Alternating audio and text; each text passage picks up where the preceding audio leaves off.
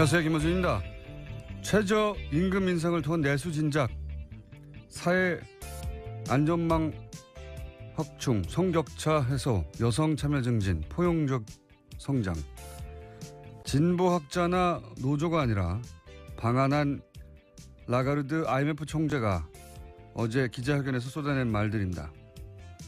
부자가 된 선진국들이 자기들 이익을 위해서 잘 살아보겠다고 바둥거리는 개도국을 상대로 신자유주의를 밀어붙이고 다국적 기업의 이익을 대변해서 세계무역기구 세계은행과 더불어 소위 사악한 삼총사 중 하나로 불리는 게 바로 IMF죠.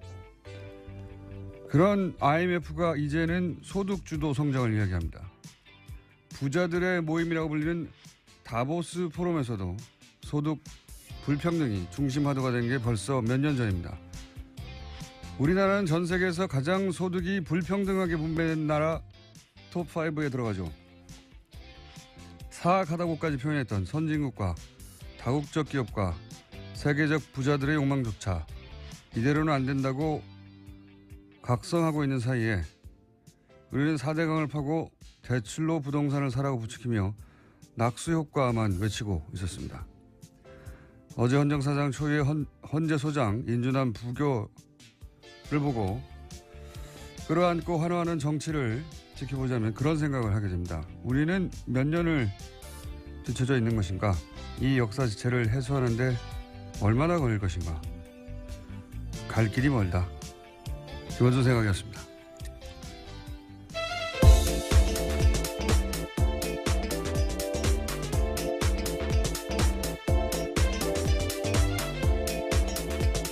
시사인의 김은지입니다.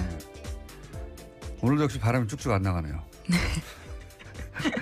역시라고 하셔서 웃었습니다. 하루 이틀도 아니고. 자, 어제 가장 큰 뉴스는 이제 네, 김희수 헌재소장 후보자 임명 동의안 부결이었죠. 네, 이게 왜냐하면 처음 있는 일이거든요.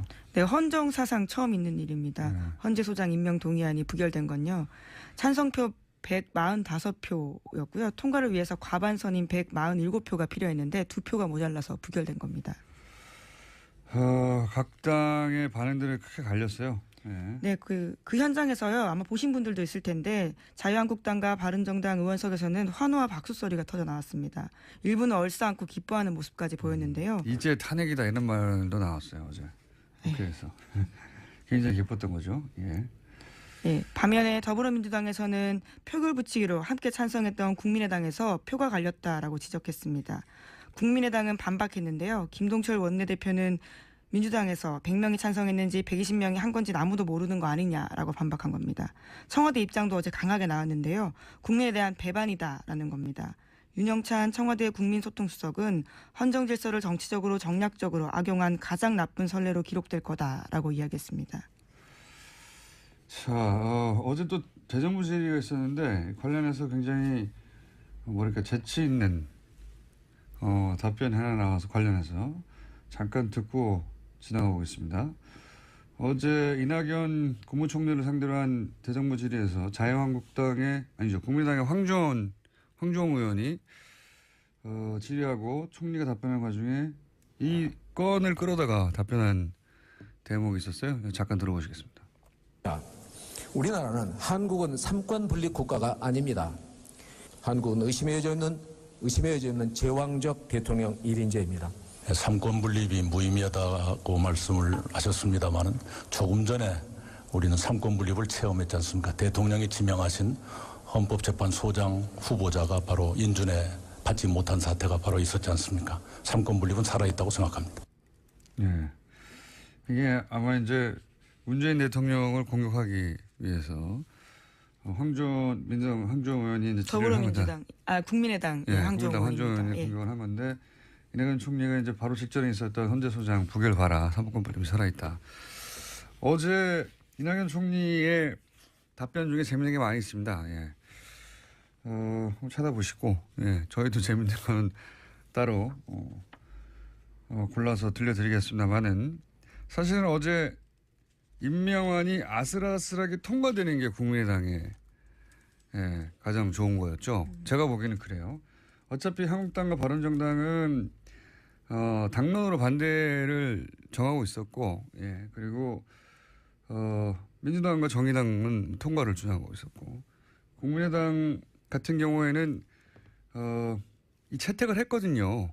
보고서를 벌써 오래전에 참여해가지고.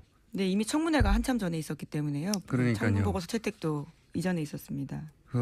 이게 이제 아슬아슬하게 임명안이 통과되는 게 국민의당이 가장 캐스팅보는 계속 국민의당이 지고 있었는데 좋다고 한 이유는 뭐냐면 그래야 여당이 역시 국민의당을 붙잡지 않으면 안 되는구나 이렇게 매달릴 것이고 국민의당의 이제 대협상력도 더 강화될 것이고 아슬아슬하게 통과돼야 가장 좋은 거죠 제가 보기엔. 근데 이제 부결이 돼버리면 이게 정무적 관점에서 보면 아주 당혹스러운 거죠. 책임론이 당장 불거지기 때문에. 왜냐하면 지난주부터 호남 홀대론을 국민의당에서 내세웠는데 이번에 최초의 호남 출신 헌재 소장이 후보로 나왔지 않습니까? 심지어는 이분이 박지원 전 대표가 헌법재판관 추천한 사람이에요. 그래서 네. 어제 유구무원이라는 반응을 보였습니다. 그러니까 본인이 추천한 사람인데 이 당에서 버린 거죠. 예. 호남 홀대론을 주장하는 당에서. 더더욱 나쁜 거는 거기까지는 그렇다고 쳐도 더더욱 나빴던 거는 안철수 대표가 우리가 국회 결정권을 가진 거다 라면서 이제 그 결과를 자랑스러워 해버렸잖아요. 예, 부결된 다음에 한 이야기인데 국민의당이 20대 국회에서 결정권 갖고 있는 정당이라고 이야기했습니다. 이거는 일종의 정치적 자해거든요. 왜냐하면 지금 호남을 베이스로 하는 국민의당으로서는 당황스러워해야 한다. 박지원 전 대표가 바로 추천한 사람이다. 게다가 호남 홀대론 얘기하고 있었다. 근데 호남 출신의 헌장수장이다. 최초에. 근데 국민당이 부결시켰어요. 이러면은 당황스러워야 한단 말이죠. 예. 당황스러워해야 하는데 이제 이걸 자랑해버린 거죠. 그런 국민의당의 공식 입장은 자신들이 부결시킨 건 아니다라고 하고 있는데. 무기명이니까요. 예. 누가 부결시킵니까 여기서. 찬성과 부결할 정당은 이미 정해져 있었고 국민의당만 의원 자율투표를 했습니다. 의원 자율투표를 했으니까요. 네. 이건 제가 보기에는 매우 안 좋은 결과인데 이걸 좋아해버린 자체가 기본적으로 정무적 판단을 못했다는 것이고 그건 결국 제가 보기엔 큰 정치적 자해라고 봅니다. 보수 야당들도 제가 보기엔 박수치고 좋아할 일이 아닌 것이 여의도에서 자기들끼리만 얘기하면 사실 뭐 여야 할 것 없이 정치인들의 전형적인 한계이긴 한데 자기들끼리는 좋아한 거 이겼다고. 근데 제가 보기엔 이건 문재인 지지자들을 좌절시키는 게 아니라 결속시킬 사안이에요. 열받게 하는 사건이거든요. 부결시킬 만큼 결정적 사유들이 나오지 않은 상태에서 이렇게 된 게 처음이기 때문에 다들 청문 당혹스러워 보고서가 있습니다. 채택됐어요. 청문 보고서 채택됐는데 예, 그리고 무슨 흠결이 발견돼서 뭐 논쟁이 벌어진 것도 아니잖아요. 그냥 부결된 거예요. 그냥 아무 이유 없이 사실은. 예, 보수 야당에서야 오히려 이유가 있어요. 진보적이다 뭐 등등. 자, 대단한 제가 보기에는 자살골이라고 보는데. 자, 여기까지 하고요. 나머지 뉴스 진행해 보죠. 예, 유엔 안전보장이사회 관련된 소식도 계속 전해드리고 있습니다. 오늘 그러니까 현지 시각으로는 11일 오후 6시고요. 한국 시간으로는 지금 7시입니다. 북한 6차 핵실험에 대한 대북 제재 결의안 표결에 붙이게 되는데요. 기존안보다 완화된 내용이 나왔습니다. 미국 쪽에서 최종안을 냈는데 중국, 러시아 등 유엔 회원국들의 대북 원유 수출을 현 수준으로 제한하기로 했습니다. 원래라면 미국은 대북 원유 공급 전면 중단을 요구한 바가 있습니다. 또 김정은 북한 노동당 위원장 제재 대상에서 제외했고요. 고려항공도 제재 대상에서 지정하지 않았습니다. 북한의 의심 선박에 대한 공해상에서의 차단과 검색도 요청한다라고 밝혀서 유엔 회원국들의 이행을 의무화하지 않았습니다. 이건 이제 중국, 러시아하고 이렇게 합의가 된 거죠. 예. 미국이 주도해서 제출하는 결의안인데 부결돼 봐요. 쪽팔리잖아요. 예, 그래서 애초에 주장하는 것보다 확 떨어졌습니다. 그래서 이제는 이제 요 정도면 중국하고 러시아가 오케이 손들어 줄게 뭐 이렇게 합의가 된 사안인 거죠. 네, 곧 결과가 나옵니다. 그래서 뭐 대북 원유 수출을 전면 중단 한참 언론 플레이했는데 지금과 같은 수준으로 그리고 뭐 김정은을 포함한 계좌 동결이라든지 여행 제한 조치 등을 이야기했었는데요. 그 모든 거에 제외됐습니다. 지금까지 있던 거 비슷한 거예요. 말만 그렇게 떠들어야 됐지. 자, 어쨌든 요 수준의 제재안은 이제 통과될 것이다. 근데 그건 뭐 달라질 게 없다는 거죠. 이전과는 크게. 당장 전쟁에 나가 북한을 완전히 고립시켜서 멸망시킬 거라고 얘기하더니 아니잖아요. 네.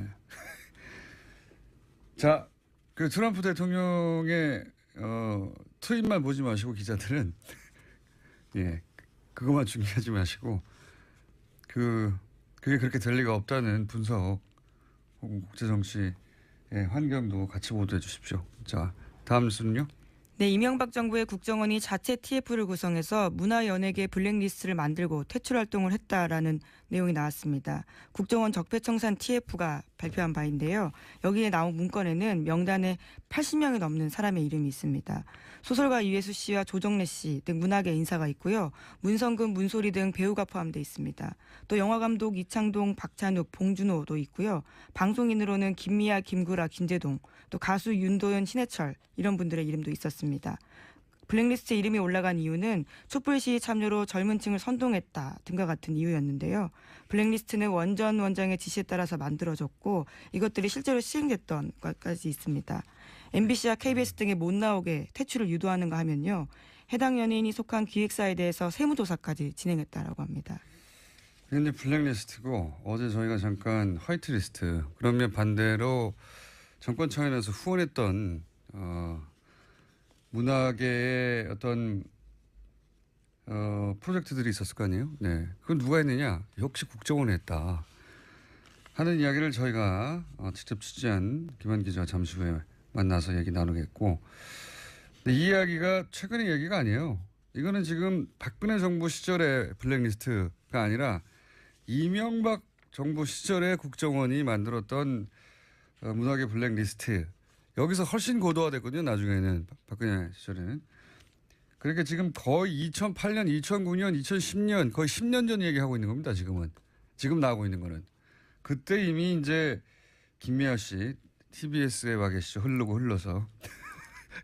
그리고 김재동 씨, 김재동 씨에 대한 이야기는 이미 오래전부터 나왔죠. 꽤 보도가 나왔었는데요. 당시 사찰당했고 프로그램에서 쫓겨났다라는 보도들이 많았습니다. 근데 그때 댓글이 인기가 떨어져서 그랬다라고 댓글을 달았는데 그 댓글을 단 사람이 또 그 댓글 알바단이었다는 것도 드러났죠. 같이.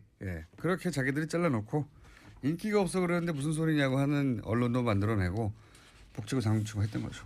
이건 거의 10년 전 얘기입니다. 그 사이 10년 사이 얼마 만에 쌓였겠어요, 이게. 자, 또 있습니까? 관련 뉴스가?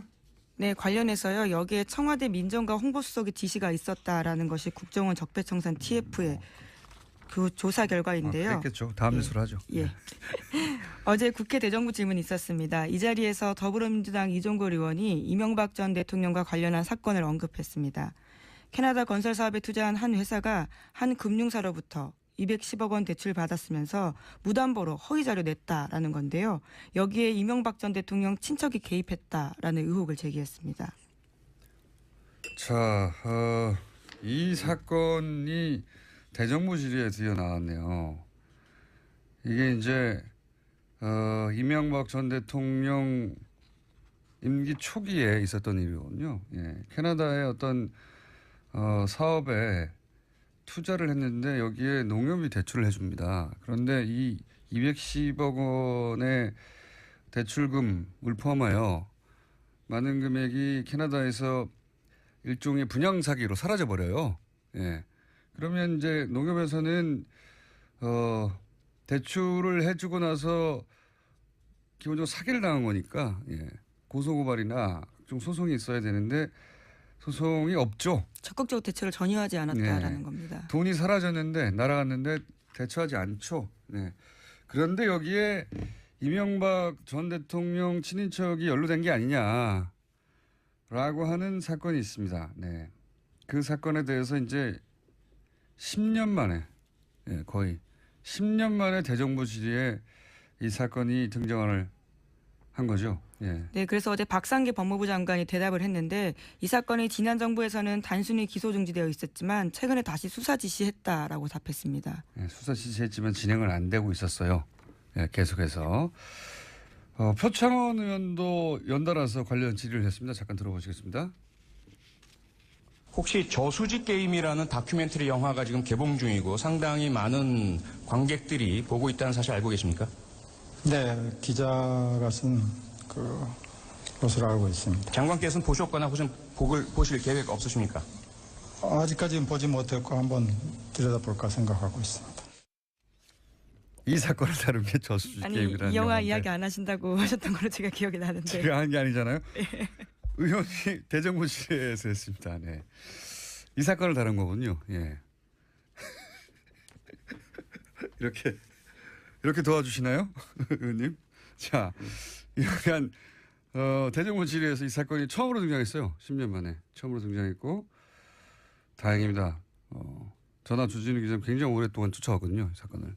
자, 그러한 이야기가 있었습니다. 그리고 관련해서 최근에 그 이명박 전 대통령에 대한 댓글 공작 이외에도 소위 그 원조 사건에 해당되는 BBK 관련 이야기가 조금씩 등장하고 있습니다. 뉴스공장에서는 몇 주째 하고 있고 다른 언론사에서도 조금씩 나오고 있죠. 예, 오늘 아침 CBS 보도인데요. 2001년 김경준의 LK이뱅크에서 이명박 전 대통령의 개인 계좌로 50억 원이 송금한 기록이 있다는 겁니다. 그런데 2007년에 검찰이 이를 수사할 때 확인하고도 뭉갰다라는 의혹이 있다는 겁니다. 이제 이명박 전 대통령 관련 이 BBK 관련 사건은 너무 많은 이름들이 등장해요. 여기도 이뱅크가 등장하죠 아마? 네, LK이뱅크요. 네, LK이뱅크. LK이뱅크는 뭐란 말인가? 옵셔널 벤처스는 뭐고? 이 회사 이름이 여러 가지 등장하거든요. 그러다 보니까 그리고 돈이 왔다 갔다 합니다. 도대체 뭐가 어떻게 됐다는 건지 따라잡다가 잊어버려요. 사건 도래될 뿐만 아니라. 지금 오늘 이제 오전에 등장한 노컷발 이 뉴스의 핵심은 뭐냐면 간단하게 말하면 BBK 실소유주가 이명박 전 대통령인 것을 입증할 만한 송금 자료가 있었는데 그걸 검찰이 의도적으로 누락시켜서 선거 대선 직전에 모른 척한 거 아니냐. 그게 나왔다면 BBK가 이명박 전 대통령이 실소유주라는 게 사실상 입증되는 거였는데 라고 하는 뉴스가 10년 만에 나온 겁니다. 또. 네. 해설만 붙이자면 복잡하게 이해하실 필요는 없고요. 예. 검찰이 숨긴 거 아니냐. 실제로는 이명박 전 대통령이 BBK 실소유주 아니냐. 예, 그런 알고도 자료가. 모른 척했다라는 의혹이 있는 거죠. 입금 자료가 있다는 거죠. 50억에 해당되는. 그런 뉴스입니다. 관련 뉴스가 조금 더 나올 것 같은데 뉴스를 읽어도 무슨 말인지 모르실 땐 뉴스 공장을 들으십시오. 저희가 해설해 드릴 테니까. 아마도 텍스트를 한참 읽어도 이게 어떻게 있다는 것이 잘 헷갈릴 텐데 이 뉴스를 해설해 드리면 그런 얘기입니다. 주인이 이 사람이잖아. 입금된 걸 보니까 라고 하는 자료가 이미 10년 전에 있었는데 검찰이 못 본 척했다는 겁니다. 그걸 10년 만에 다시 밝혀서 이제 끄집어낸 거고요. 노컷 뉴스가. 자, 한 제목 하나 정도? 네, 주식 대박의 진경준 전 검사장 기억을 하실 텐데요. 이번에는 황제 가회 논란에 휩싸였습니다. 자신의 딸의 가회를 네이버에 요구했다라는 건데요. 인턴 확인서도 요구했다라고 합니다. 딸을 네이버 어떻게 했다고요? 예, 그러니까요. 네이버 법무실에다가 이메일을 보내는데요. 자신의 딸이 논문을 써야 하니까 아이를 붙잡고 수업처럼 설명해주면 좋겠다라고 이야기했다는 건데요. 아니, 검사장이 사기업 법무실에다가 전화해서 우리 딸 좀 거기 가회시켜달라고 한 거죠. 가회를 시켜. 예, 전화는 아니고 이메일을 보냈다고 하는데요. 예, 답장이 다음 날 바로 왔습니다. 예. 따님이 바쁘다고 하니까 다음 주 중에 공부하는 시간을 갖도록 하겠다라면서 자신이 잘 챙기겠다고 답합니다. 최근에 김상조 공정위원장하고 다음에 이재용 전 대표하고 사이에 설전이 있었죠. 예. 그러면서 이제 좀 일단락되어 가고 있는데 삼리 정치가 인류 기업에 대해서 탓한다고 뭐 그런 얘기도 있었고 다른 건 모르겠는데 그 오간 이야기 중에 이런 게 있었어요. 이제 이재용 전 대표 측에서 네이버가 정부의 도움 없이 맨손으로 거기까지 읽어낸 인류 기업인데라고 하는 저는 그건 동의가 안 됩니다. 예. 네이버가 지난 9년간 보수 정권과 아무런 유착이 없었는지 좀 두고 봅시다. 그건. 네, 관련해서 네이버 입장도 좀 말씀드려야 될 것 같은데요. 예. 진양이 며칠 와서 궁금한 거 묻고 답해준 적은 있지만 지인 부탁으로 대기업 견학 광고랑 비슷하게 보면 된다라고 해명했다고 합니다. 말도 안 되는 소리 하고 있습니다. 그럼 아무나 전화 연락해가지고 법무실에 우리 딸 거기서 며칠간 열흘 동안 가시켜달라고 하면 법무부 네이버 법무실에서 이걸 해줍니까? 해줬는데 결국은 말이 되는 소리를 해야죠. 어쩔 수 없는 부분이 있었겠죠. 검사장이 이렇게 직접 대놓고 기업이 법무실에 얘기했는데 안 된다고 거절하면 불이익을 당할까 봐. 근데 실제 이걸로 인해서 이런 걸 했던 걸 보면 아마 이제 그 IT 기업에서 인턴을 했다든가 혹은 뭐 미국의 대학을 진학할 때 필요한 서류로 첨부하려고 그랬던 것 같은데 보기에 그런 얘기는 없어요? 네, 실제로 그래서요. 미국 명문대학인 하버드대에 진학했다라고 하는데요. 인턴으로 근무한 것처럼 꾸민 정황도 내줬다라고 합니다. 그러니까요. 그런 거 한 거예요. 예. 자, 여기까지 하겠습니다. 참. 저희가 어제 까먹고 지나갈 뻔했네 또. 어제 영장 판사 3인과 그리고 검찰에 한바탕 설전이 있었죠. 3인이 직접 했다기보다는 이제 법원에서 대신 성명을 냈는데 양승태 대법원장의 사실상 마지막 인사라고 불리는 이제 서울의 영장판사, 전담판사 3분, 3인이 윤석열 혹은 특검 체제 하에서 박근혜 최순실 게이트 관련 영장이나 방산비리 관련 영장이 계속 기각되고 그래서 이제 충돌이 있었습니다. 이 사안 관련해서 저희 해설 담당 판사 이정열 판사하고 어제 사부에서 얘기 나누다 시간이 부족해서 끊어졌는데 어제까지 나눈 이야기의 요약부터 하고 그리고 나머지 두 분의 영장 판사의 기수가 같다. 이상하다. 여기까지 하고 끊어졌거든요. 네, 전화 연결되어 있습니다. 판사님? 네, 안녕하세요. 네.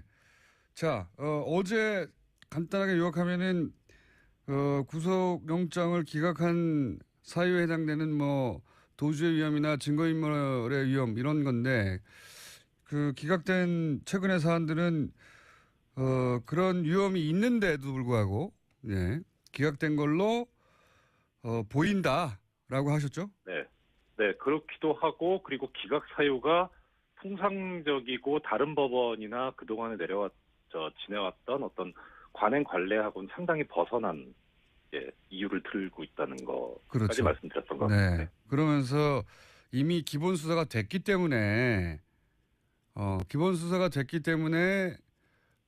구속영장이 필요 없다는 식의 그 기각 사유도 나왔는데 그게 이제 기본 정보가 수사됐기 때문이라는 것도 사실은 등장하지 않는 문구라면서요, 보통은.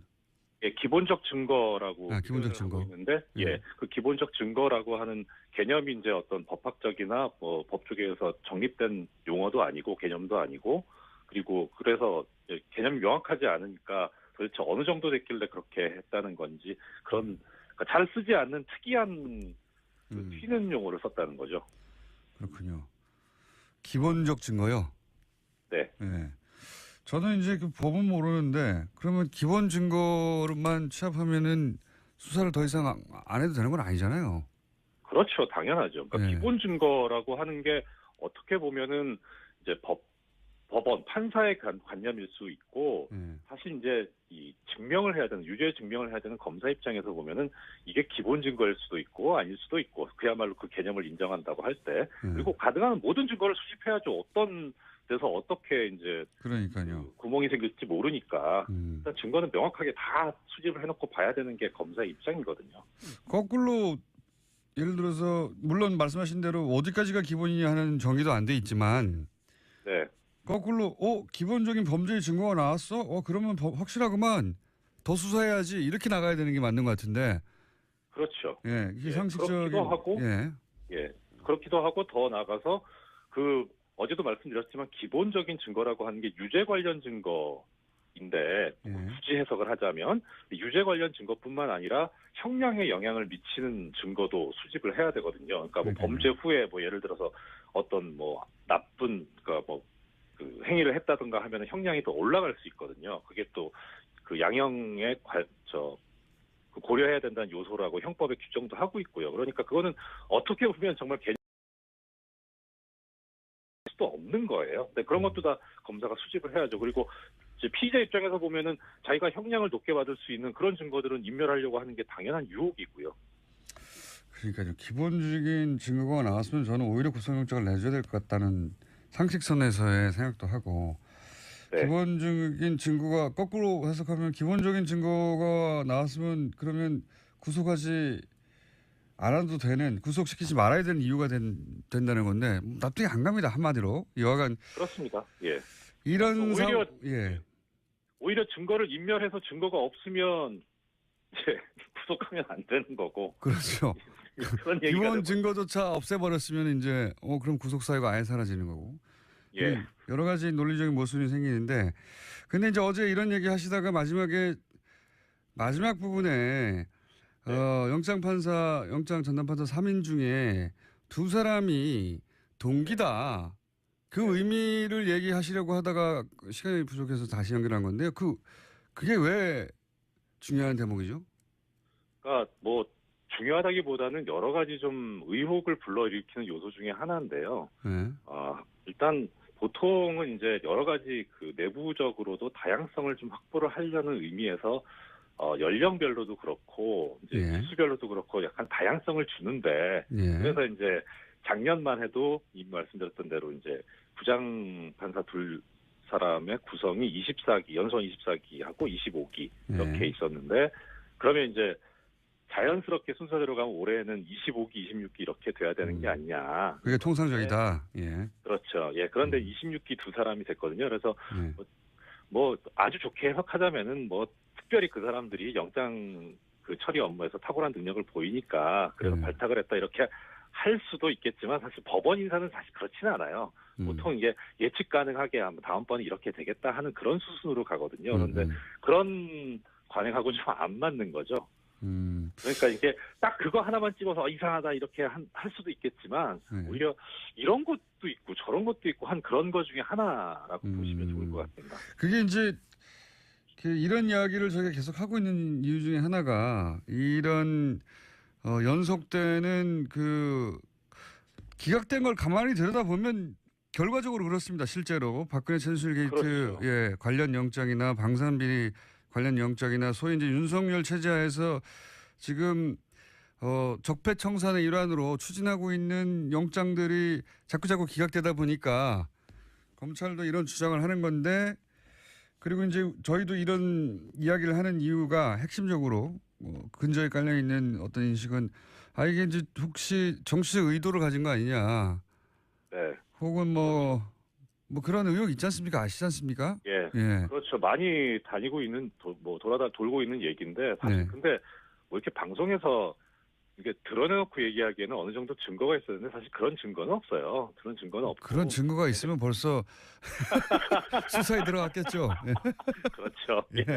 근데 이제 여러 가지 이제 그 방증을 가지고 이제 나름 이제 좀 추정하는 거 해보는 건데 아까 말씀드린 이제 그 인적 구성도 좀 이상하기도 하고 또 하나는 이제 말씀드렸던 대로 뭐 계속 이게 어느 정도 좀 이런 정도면은 뭐 기각할 만하다 이런 정도면 발발 만하다 이렇게 좀 납득이 돼야 되는데 뭐 전혀 뭐 생뚱맞은 용어를 쓰지 않나 뭐 다른 사건에서는 발부된 걸 이 사건에서는 기각을 하지 않나 뭐 하니까 형평도 안 맞거든요. 그러니까 이게 뭔가 있는 거 아니야라고 하는 생각이 들게 하는 거예요. 그리고 또 하나 이제 반면 뭐 고용태는 이 요건에 되지도 않는데 구속이 된다든가 그죠? 사실 근데 고영태 씨는 뭐 그냥 통상적으로 하면은 이제 도주 우려가 있다고 보이기는 해요. 그래서 이제 그 이전에 사라진 적이 있으니까. 아니 근데 제 말은 얘기하고 싶지 않은데 같은 기준으로 하면 거기도 기각이 됐어야죠. 같은 기준이라면. 그렇죠. 그렇죠. 제 말은 그겁니다. 그러니까 지금 저도 거기에 동의합니다. 역시 예리하신 우리 공장장. 그리고 또 하나는 이제 뭐냐면 참 이게 아까 지적도 해주셨지만 양승태 씨가 지금 이제 마지막 인사잖아요. 임기도 한 달도 안 남았는데. 예. 그러니까 이제 마지막 인사인데 그 당시 인사 그 할 때가 올 2월이었었거든요. 2월 말. 그러니까 인사 초안은 뭐 대충 이제 1월부터 짜지기 시작하는데 그때가 언제쯤이냐면은 일단 검찰 측에서는 인적 구성이 안 바뀌고 있던 상태였고, 네. 그리고 그다음 양승태 씨 입장에서 마지막 인사고, 그리고 박근혜 씨 같은 경우에는 그 당시에 뭐 공장장님도 전에 얘기하신 적이 있었는데, 뭐 청와대에서는 탄핵 기각될 거다 이런. 그렇죠. 예. 예. 마지막 순간까지 탄핵 기각을 믿고 있었고. 그렇죠. 그러니까 그러면 그 당시 상황을 이제 지금 돌아가서 보면은 그쪽 입장에서는 이제 마지막 진짜 그야말로 그 한방을 해야 되는 그런 상황이었던 거죠. 그리고 이제 아무리 뭐 법적으로 보면 사실 그 영장전담 판사를 각급 법원에서 이제 임명을 하는 거는 구체적으로 이 사람을 뭐 어떤 업무를 맡길 건가라고 하는 거는 그 각각 법원장의 권한이거든요. 그러니까 대법원장의 어떤 권한은 아닌데 법적으로는. 근데 이제 이 서울중앙지법은 약간 특성이 있는 게 이 대응하는 검찰청이 옛날에 대검중수부나 뭐 서울중앙지검이어가지고 대형 비리 사건이나 정치인 사건을 많이 해요. 그러니까 그냥은 임명 못하고 검찰 측 의견이 상당히 반영된다는 게 법조계 통설이거든요. 검찰 측 의견이 반영된다는 게 결국은 정권의 의견이 반영된다는 그렇겠죠, 거거든요. 당연히. 예. 그러니까 그 당시 상황하고 놓고 보면 이게 좀 검찰 측에서도 그렇고 정권 측에서도 그렇고 양승태 씨 입장에서도 그렇고 그야말로 자기들의 입맛에 맞고 믿을 만한 사람을 임명하지 않았겠느냐 하는 거죠. 그런 추정과 정황 정도를 얘기할 수 있다. 예. 예, 그런 점. 그런데 이제 두 사람이 동기인 점, 그리고 그다음에 납득할 수 없는 기각 사유, 발부 사유로 이제 영장이 처리되고 있는 점, 이거 다 해보면 그럼 이거 진짜 뭐가 있는 것 같다. 이상하긴 이상하구만. 예. 예. 그냥 통상적이진 않아요. 알겠습니다. 통상적 그 영장 전담 판사를 실제 본인도 해보셨지 않습니까, 판사님도? 네. 어쨌든 그래서 전문가의 눈에는 이상한 점들이 많이 눈에 띈다. 네. 그래서 그런 의혹에 대해서 이상하기도 할 뿐만 아니라 안타까운 게 뭐냐면 정말 그동안 20년 넘게 영장전담제도가 실시되면서 영장전담 판사들이 이 객관적 기준 마련하려고 엄청나게 노력을 했었거든요. 근데 그게 일순간에 무너지니까 참 진짜 안타깝기도 하고 화가 나죠, 보면. 알겠습니다. 오늘 여기까지 듣겠습니다. 감사합니다. 네, 고맙습니다. 네. 이정열 뉴스공장 전담 해설 판사였고요. 자, 아직도 앉아 있었어요? 네. 인사드리겠습니다. 시사인 김은지였습니다. 감사합니다. 네, 감사합니다. 저도 더더욱 나빴던 거는 안철수 대표가 우리가 국회 결정권을 가진 거다 라면서 이제 그 결과를 자랑스러워 해버렸잖아요. 예, 부결된 다음에 한 이야기인데 국민의당이 20대 국회에서 결정권 갖고 있는 정당이라고 이야기했습니다. 이거는 일종의 정치적 자해거든요. 왜냐하면 지금 호남을 베이스로 하는 국민의당으로서는 당황스러워해야 한다. 박지원 전 대표가 바로 추천한 사람이다. 게다가 호남 홀대론 얘기하고 있었다. 근데 호남 출신의 헌장수상이다. 최초에. 근데 국민당이 부결시켰어요. 이러면은 당황스러워야 한단 말이죠. 예. 당황스러워해야 하는데 이제 이걸 자랑해버린 거죠. 그런 국민의당의 공식 입장은 자신들이 부결시킨 건 아니다라고 하고 있는데. 무기명이니까요. 예. 누가 부결시킵니까 여기서. 찬성과 부결할 정당은 이미 정해져 있었고 국민의당만 의원 자율투표였습니다. 의원 자율투표를 했으니까요. 네. 이건 제가 보기에는 매우 안 좋은 결과인데 이걸 좋아해버린 자체가 기본적으로 정무적 판단을 못했다는 것이고 그건 결국 제가 보기엔 큰 정치적 자해라고 봅니다. 보수 야당들도 제가 보기엔 박수치고 좋아할 일이 아닌 것이 여의도에서 자기들끼리만 얘기하면 사실 뭐 여야 할 것 없이 정치인들의 전형적인 한계이긴 한데 자기들끼리는 좋아한 거 이겼다고. 근데 제가 보기엔 이건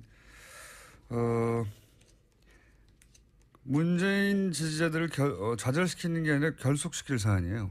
열받게 하는 사건이거든요. 부결시킬 만큼 결정적 사유들이 나오지 않은 상태에서 이렇게 된 게 처음이기 때문에 다들 청문 당혹스러워하고 보고서가 있습니다. 채택됐어요. 청문 보고서 채택됐는데 그리고 무슨 흠결이 발견돼서 뭐 논쟁이 벌어진 것도 아니잖아요. 그냥 부결된 거예요. 그냥 아무 이유 없이 사실은 보수 야당에서야 오히려 이유가 있어요. 진보적이다 뭐 등등. 자, 대단한 제가 보기에는 자살골이라고 보는데. 자, 여기까지 하고요. 나머지 뉴스 진행해보죠. 예, 유엔 안전보장이사회 관련된 소식도 계속 전해드리고 있습니다. 오늘 그러니까 현지 시각으로는 11일 오후 6시고요. 한국 시간으로는 지금 7시입니다. 북한 6차 핵실험에 대한 대북 제재 결의안 표결에 붙이게 되는데요. 기존안보다 완화된 내용이 나왔습니다.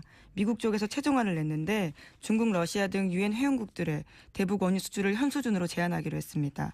원래라면 미국은 대북 원유 공급 전면 중단을 요구한 바가 있습니다. 또 김정은 북한 노동당 위원장 제재 대상에서 제외했고요.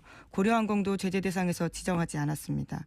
북한의 의심 선박에 대한 공해상에서의 차단과 검색도 요청한다라고 밝혀서 유엔 회원국들의 이행을 의무화하지 않았습니다. 이거 이제 중국, 러시아하고 이렇게 합의가 된 거죠. 예.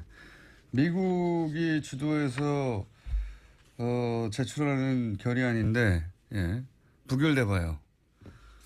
쪽팔리잖아요. 그래서 그렇게 자기들이 잘라놓고 인기가 없어 그러는데 무슨 소리냐고 하는 언론도 만들어내고 복치고 장치고 했던 거죠. 이건 거의 10년 전 얘기입니다. 그 사이 10년 사이 얼마 만에 쌓였겠어요 이게. 자, 또 있습니까? 관련 뉴스가? 네, 관련해서요. 여기에 청와대 민정과 홍보수석의 지시가 있었다라는 것이 국정원 적폐청산 TF의 그 조사 결과인데요. 그렇겠죠. 다음 뉴스로 하죠. 예.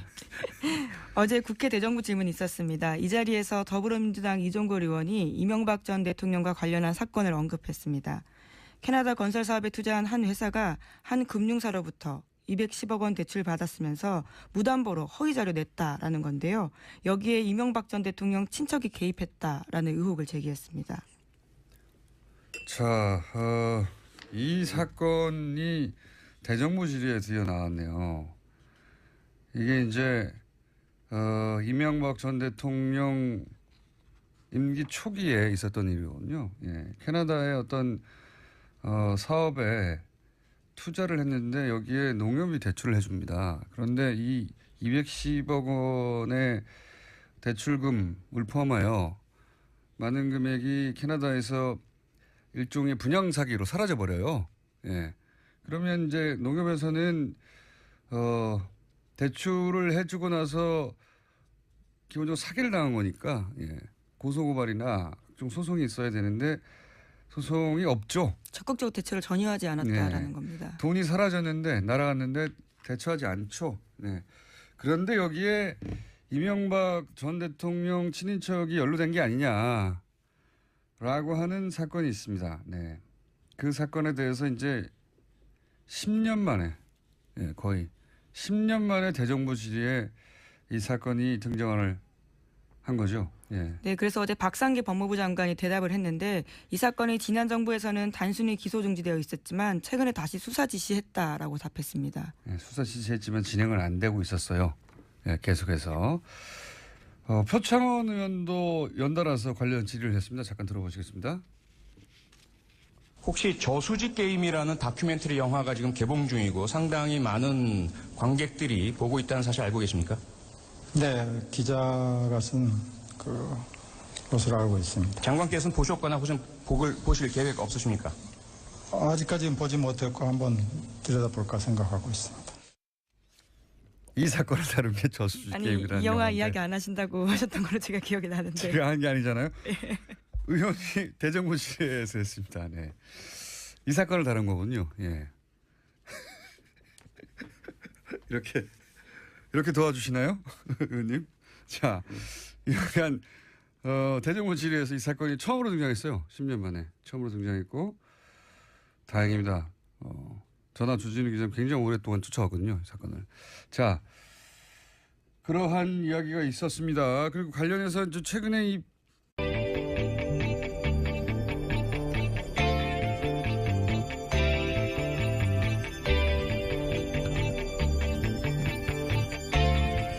안녕하세요, 김원준입니다.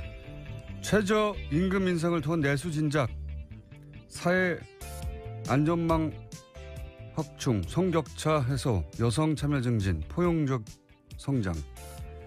진보학자나 노조가 아니라 방한한 라가르드 IMF 총재가 어제 기자회견에서 쏟아낸 말들입니다.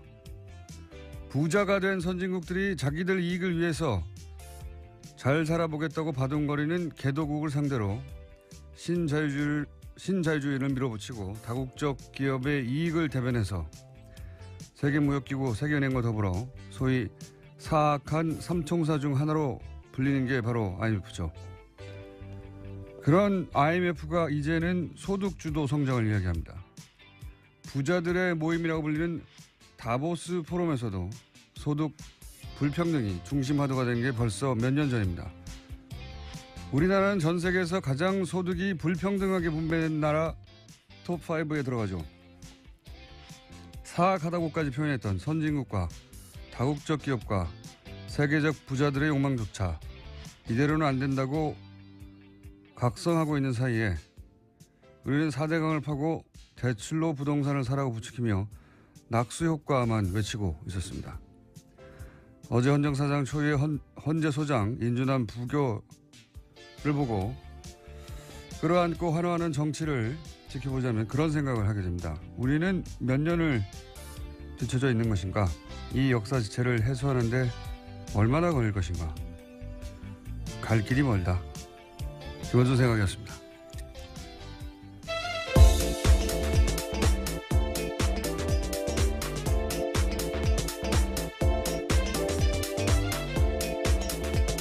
시사인의 김은지입니다. 오늘도 역시 바람이 쭉쭉 안 나가네요. 역시라고 하셔서 웃었습니다. 하루 이틀도 아니고. 자, 어제 가장 큰 뉴스는 이제 네, 김희수 헌재소장 후보자 임명 동의안 부결이었죠. 예, 이게 왜냐하면 처음 있는 일이거든요. 네, 헌정 사상 처음 있는 일입니다. 네. 헌재소장 임명 동의안이 부결된 건요. 찬성표 145표였고요. 통과를 위해서 과반선인 147표가 필요했는데 2표가 모자라서 부결된 겁니다. 각 당의 반응들이 크게 갈렸어요. 네, 그 현장에서요. 아마 보신 분들도 있을 텐데 자유한국당과 바른정당 의원석에서는 환호와 박수 소리가 터져 나왔습니다. 일부는 얼싸안고 기뻐하는 모습까지 보였는데요. 이제 탄핵이다 이런 말도 나왔어요 어제 국회에서. 굉장히 기뻤던 거죠. 예. 예, 반면에 더불어민주당에서는 표결 붙이기로 함께 찬성했던 국민의당에서 표가 갈렸다라고 지적했습니다. 국민의당은 반박했는데요. 김동철 원내대표는 민주당에서 100명이 찬성했는지 120명이 한 건지 아무도 모르는 거 아니냐라고 반박한 거예요. 애초에 주장하는 것보다 확 떨어졌습니다. 네, 그래서 이제는 이제 요 정도면 중국하고 러시아가 오케이 손들어 줄게 뭐 이렇게 합의가 된 사안인 거죠. 네, 곧 결과가 나옵니다. 그래서 뭐 대북 원유 수출을 전면 중단 한참 언론 플레이했는데 지금과 같은 수준으로 그리고 뭐 김정은을 포함한 계좌 동결이라든지 여행 제한 조치 등을 이야기했었는데요. 그 모든 거에 제외됐습니다. 지금까지 있던 거 비슷한 거예요. 말만 그렇게 떠들어 됐지. 자, 어쨌든 요 수준의 제재안은 이제 통과될 것이다. 근데 그건 뭐 달라질 게 없다는 거죠. 이전과는 크게. 예. 당장 전쟁에 나가 북한을 완전히 고립시켜서 멸망시킬 거라고 얘기하더니 아니잖아요. 네. 자, 그 트럼프 대통령의 트윗만 보지 마시고 기자들은 예, 그것만 중요하지 마시고 그게 그렇게 될 리가 없다는 분석 혹은 국제정치의 환경도 같이 보도해 주십시오. 자, 다음 뉴스는요. 네, 이명박 정부의 국정원이 자체 TF를 구성해서 문화연예계 블랙리스트를 만들고 퇴출 활동을 했다라는 내용이 나왔습니다. 국정원 적폐청산 TF가 발표한 바인데요. 여기에 나온 문건에는 명단에 80명이 넘는 사람의 이름이 있습니다. 소설가 이회수 씨와 조정래 씨 등 문학의 인사가 있고요. 문성근, 문소리 등 배우가 포함되어 있습니다. 또 영화감독 이창동, 박찬욱, 봉준호도 있고요. 방송인으로는 김미아, 김구라, 김재동, 또 가수 윤도현, 신해철 이런 분들의 이름도 있었습니다. 블랙리스트에 이름이 올라간 이유는 촛불 시위 참여로 젊은 층을 선동했다 등과 같은 이유였는데요. 블랙리스트는 원장의 지시에 따라서 만들어졌고 이것들이 실제로 시행됐던 것까지 있습니다. MBC와 KBS 등에 못 나오게 퇴출을 유도하는가 하면요. 해당 연예인이 속한 기획사에 대해서 세무조사까지 진행했다라고 합니다. 이제 블랙리스트고 어제 저희가 잠깐 화이트리스트 그러면 반대로 정권 차원에서 후원했던 문화계의 어떤 프로젝트들이 있었을 거 아니에요? 네. 그건 누가 했느냐? 역시 국정원이 했다. 하는 이야기를 저희가 직접 취재한 김한 기자와 잠시 후에 만나서 얘기 나누겠고, 근데 이 이야기가 최근의 얘기가 아니에요. 이거는 지금 박근혜 정부 시절의 블랙리스트가 아니라 이명박 정부 시절의 국정원이 만들었던 문화계 블랙리스트. 여기서 훨씬 고도화됐거든요. 나중에는 박근혜 시절에는. 그러니까 지금 거의 2008년, 2009년, 2010년 거의 10년 전 얘기하고 있는 겁니다. 지금은. 지금 나오고 있는 거는. 그때 이미 이제 김미아 씨 TBS에 와 계시죠. 흘러서. 그리고 김재동 씨, 김재동 씨에 대한 이야기는 이미 오래전부터 나왔죠. 꽤 보도가 나왔었는데요. 당시 사찰당했고 프로그램에서 쫓겨났다라는 보도들이 많았습니다. 근데 그때 댓글이 인기가 떨어져서 그랬다라고 댓글을 달았는데 그 댓글을 단 사람이 또 그 댓글 알바단이었다는 것도 드러났죠. 같이. 청와대 입장도 어제 강하게 나왔는데요. 국민에 대한 배반이다라는 겁니다. 윤영찬 청와대 국민소통수석은 헌정질서를 정치적으로 정략적으로 악용한 가장 나쁜 선례로 기록될 거다라고 이야기했습니다. 자, 어제 또 대정부 질의가 있었는데 관련해서 굉장히 재치 있는 답변이 하나 나와서 관련해서 잠깐 듣고 지나가고 있습니다. 어제 이낙연 국무총리를 상대로 한 대정부 질의에서 국민의당의 황교안 의원이 질의하고 총리가 답변한 과정에 이 건을 끌어다가 답변한 대목이 있었어요. 잠깐 들어보시겠습니다. 우리나라는 한국은 삼권 분립 국가가 아닙니다. 한국은 의심해져 있는 제왕적 대통령 1인제입니다. 삼권 분립이 무의미하다고 말씀을 하셨습니다마는 조금 전에 우리는 삼권 분립을 체험했지 않습니까? 대통령이 지명하신 헌법재판소장 후보자가 바로 인준에 받지 못한 사태가 바로 있었지 않습니까? 삼권 분립은 살아있다고 생각합니다. 네. 이게 아마 이제 문재인 대통령을 공격하기 위해서 황교안 의원이 이제 더불어민주당, 국민의당 황교안 의원이 공격을 한 건데 이낙연 총리가 이제 바로 직전에 있었던 헌재소장 부결 봐라. 삼권 분립이 살아있다. 어제 이낙연 총리의 답변 중에 재밌는 게 많이 있습니다. 예. 한번 찾아보시고, 예. 저희도 재밌는 거는 따로, 골라서 들려드리겠습니다만은 사실은 어제 임명안이 아슬아슬하게 통과되는 게 국민의당에 가장 좋은 거였죠. 제가 보기에는 그래요. 어차피 한국당과 바른정당은 당론으로 반대를 정하고 있었고, 예. 그리고 민주당과 정의당은 통과를 주장하고 있었고, 국민의당 같은 경우에는 이 채택을 했거든요.